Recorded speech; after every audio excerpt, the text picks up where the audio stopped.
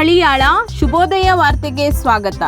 ಪಟ್ಟಣದ ದೇಶಪಾಂಡೆ ನಗರದಲ್ಲಿ ಭಾನುವಾರ ಆಡಳಿತ ಸುಧಾರಣಾ ಆಯೋಗದ ಅಧ್ಯಕ್ಷರು ಶಾಸಕ ಆರ್.ವಿ. ದೇಶಪಾಂಡೆಯವರು ಕಾಂಗ್ರೆಸ್ ಪ್ರಚಾರ ಸಭೆಯಲ್ಲಿ ಭಾಗಿಯಾಗಿ ಮಾತನಾಡಿದ ಅವರು, ಕಾಂಗ್ರೆಸ್ ಸರ್ಕಾರ ನುಡಿದಂತೆ ನಡೆದ ಸರ್ಕಾರ. ರಾಜ್ಯ ಸರ್ಕಾರ ಅಧಿಕಾರಕ್ಕೆ ಬಂದ ನಂತರ ಚುನಾವಣಾ ಪೂರ್ವದಲ್ಲಿ ಘೋಷಿಸಿದ 5 ಗ್ಯಾರಂಟಿಗಳನ್ನು ಜಾರಿಗೆ ತಂದು ರಾಜ್ಯ ಲಕ್ಷಗಟ್ಟಲೆ ಫಲಾನುಭವಿಗಳು ಇದರ ಪ್ರಯೋಜನ ಪಡೆದುಕೊಳ್ಳುತ್ತಿದ್ದಾರೆ.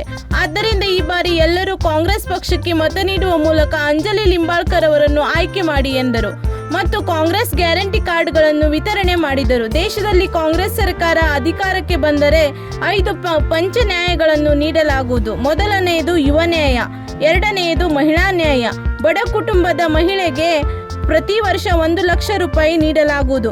ಮೂರನೆಯದು ರೈತ ನ್ಯಾಯ, ನಾಲ್ಕನೆಯದು ಶ್ರಮಿಕ ನ್ಯಾಯ, ಐದನೆಯದು ಪಾಲುದಾರಿಕೆಯ ನ್ಯಾಯ.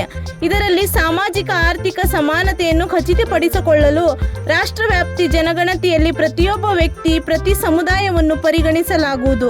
ಆದ್ದರಿಂದ ಕಾಂಗ್ರೆಸ್ ಪಕ್ಷವನ್ನು ಬೆಂಬಲಿಸಿ ಎಂದು ನುಡಿದರು.